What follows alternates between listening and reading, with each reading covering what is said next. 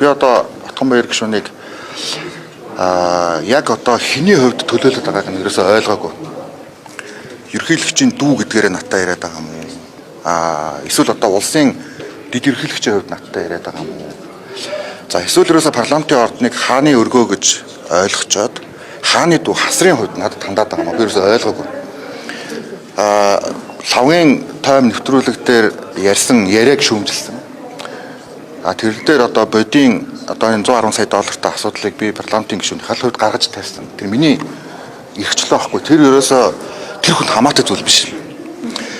Тэгээд одоо ахыхаа үгийг парламентын гишүүнд дайгаад байгаа юм уу? Эсвэл өөрийнхөө байр суурийг илэрхийлээд байгаа юм уу?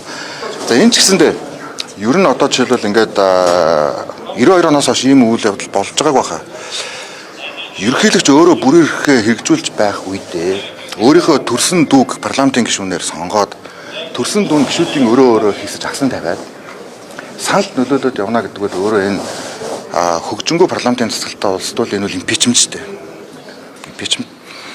За өчтөр ерөнхийлөгчийн мэдээлэлч гэсэн энэ бол импичмент. Парламентын санал хураалтанд сүрдүүлж хэрвээ парламент ийм шийдвэр гаргахгүй бол би гартлан ийм шийдвэр одоо гаргана. Энэ чинь юу вэ гэхээр парламент бие даасан шийдвэр гаргах боломжгүй гэдэг л ийм л зүйл юм чинь. Тэгэхээр гэх мэтчлэн одоо энэ нөгөө ёс зүйн хэмжээгээд яриад байгаа зүйлээ зөвхөн парламент дээр биш одоо ерөнхийлөгч өөр дээрээч адилхан л одоо авч үзэх хэрэгтэй шүү дээ. Энд тэрнээс биш би хэлээд байгаа шүү дээ. Ерөнхийлөгч болон одоо ерөнхийлөгчийн эргэн тойронд байгаа нөхдүүдэд таалагдвал тэднэрт их таалагдах зүйлийг аятайхан зүйл яриа яваад байвал энэ бол ёс зүйтэй.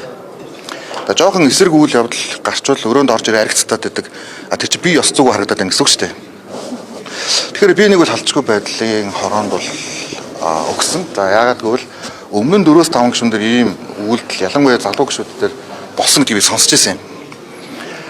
Тэгээд яг үгээр би одоо нэг хөрлөл урьдчилан сэргийлүүлэх зорилгоор дахиж ийм үйлдэл одоо Отгон баярын хувьд гаргахгүй байх энэ агуулгаар өгсөн байгаа. Тэгээд халдчихгүй байдлын хороо хайшин шилжүүлэхийг бол би мэддэггүй байна.